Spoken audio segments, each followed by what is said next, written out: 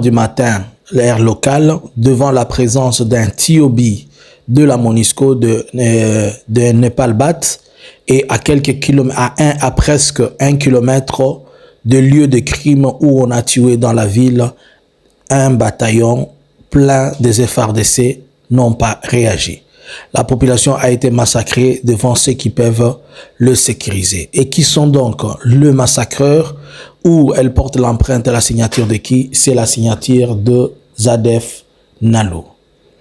Bonjour, bonsoir. Nous vous saluons de partout. Vous êtes en train de nous suivre à pareil moment. Pendant que nous serons en train de parler, vous allez voir, nous allons illustrer, vous allez comprendre les dégâts et la dimension ainsi que la taille des choses qui ont été commises. Abonnez-vous, ne manquez pas de nous suivre. Vous pouvez aussi aller visiter notre site où nous allons remettre quelques détails peut-être que vous n'allez pas trouver ici dans ce live. Ne manquez pas de nous suivre aussi sur notre compte Facebook. Suivez-nous sur TikTok. Aidez-nous, nous devons faire 100 000 abonnés sur YouTube et 1 million d'abonnés sur TikTok. Rebonjour, votre like, vos commentaires, vos shares. Faites abonner même 10 ou 20 personnes, même 100, même 1 million, si cela était possible. Alors, nous disons d'abord nos condoléances les plus attristées à ce qui est arrivé à la population de Komanda, ainsi que la population de Machangano. Nous sommes de cœur avec vous, loin de vous. Peut-être nous ne vivons pas la même douleur, mais au moins, même si le pays ne donne pas un accent direct, mais au moins entre nous, nous devons nous fortifier. Alors, on s'explique. Qu'est-ce qu'il y a eu? Aujourd'hui, on dit, selon le témoignage recueilli localement, et selon plusieurs témoignages, et vous pouvez trouver ces informations sur plusieurs sites et sur plusieurs endroits, mais le détail, analysons Congo, sont plus profondes et sont plus aiguës. Un commando, si on peut l'appeler ainsi, des Zadef Nalou, a fait incursion. Il était dans Komanda depuis 19h. Alors, Komanda, c'est où? Komanda, c'est au site de Bunia à 75 km, entre 75 et 80 km de Bunia.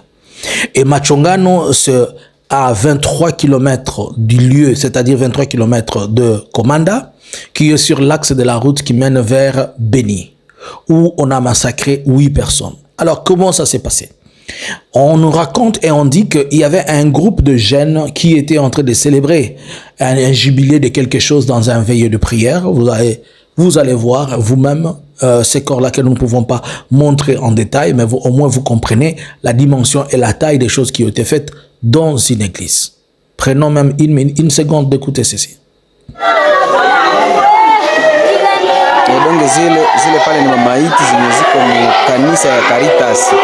Alors, vous avez compris, là c'est dans une église où les corps ont été, les gens ont été massacrés. On a utilisé le marteau, la machette, ainsi que l'arme à feu.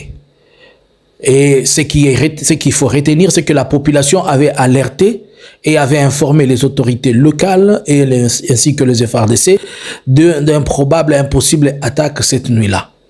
Mais depuis que ces derniers sont arrivés, ils n'ont pas été inquiétés. Ils ont fait leur opération avec toute tranquillité. Plusieurs maisons ont été incendiées. Plusieurs personnes ont été prises et amenées dans la forêt. Jusque-là, on ne sait pas où ils sont partis avec. Mais toute la question de savoir pourquoi les ADF ont attaqué Komanda. Déjà, je venais de vous dire que Komanda, c'est un grand centre de négoce. Mais cela ne veut pas dire que Komanda, c'est un lieu où il y a des minéraux. Il y a quelque chose que nous devons essayer de comprendre, ce qui a poussé les ADF à commettre ces crimes. Il y a 10 jours, l'Ouganda a organisé une opération unilatérale et il est parti les attaquer dans leur forêt et il est parti les attaquer vers la forêt à une vingtaine, trentaine de kilomètres. Alors, en les attaquant, il y a eu plusieurs blessés, certainement. C'est ce qui le pousse à vivre l'opération. Alors, lorsqu'ils les ont attaqués, et ils les ont vraiment bousculés et les ont renvoyés plus loin.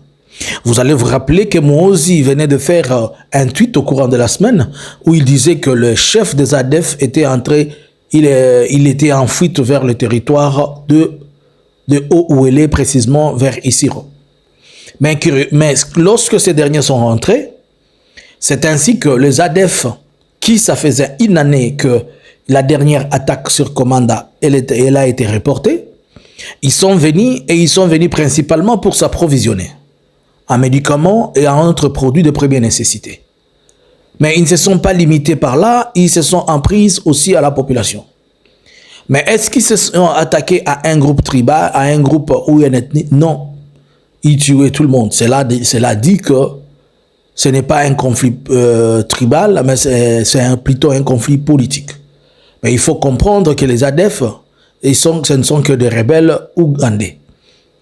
C'est comme les FDLR. À la place d'attaquer le Rwanda, à la place d'attaquer l'Ouganda, ils attaquent nos paisibles citoyens.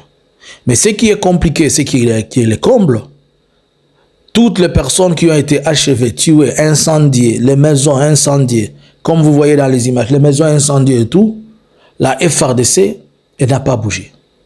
Et dans tous les cas, il y a le Nepal Bat, un TOB.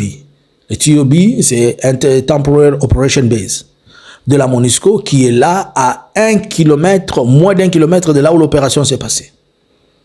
C'est qu'ils entendaient comment les gens criaient, comment tout s'est passé, sans pour autant avoir fait quelque chose. Mais c'est la responsabilité de la MONUSCO de le faire. La responsabilité de la MONUSCO, elle est dissuasive. La MONUSCO n'est pas une force combattante ou une force engageante. La responsabilité appartient donc au FRDC.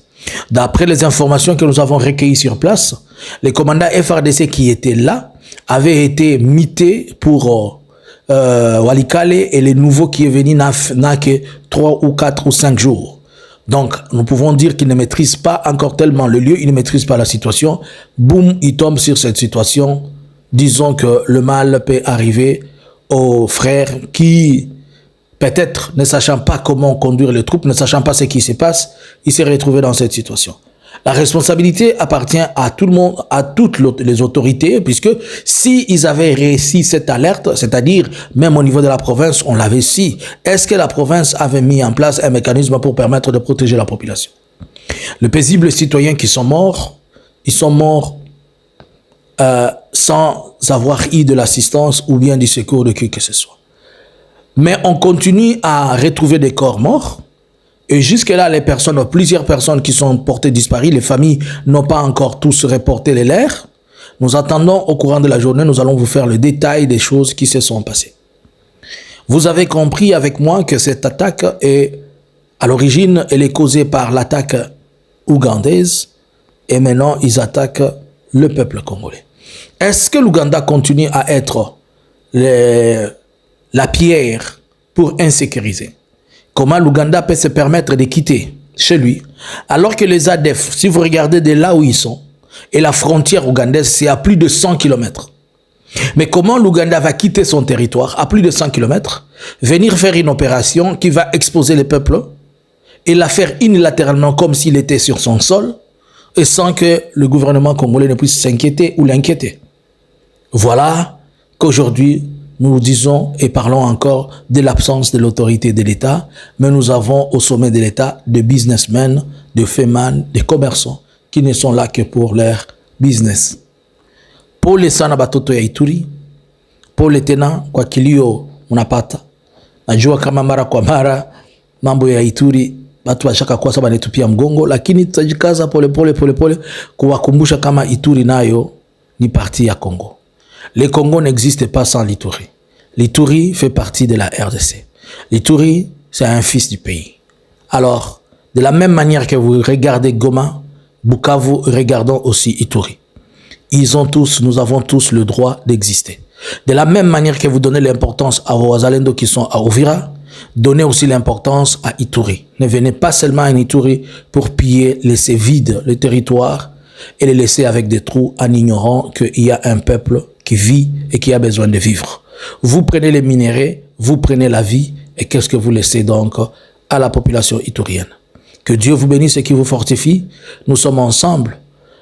Très chères autorités, il serait mieux d'anticiper des événements comme ceci pour qu'on ne vienne pas toujours parler et plairer nos morts. Après, vous allez faire un semblant de vos opérations, semblant de je ne sais quoi et quoi, et au finish, vous nous faites tuer pour rien. Bonjour, bonsoir.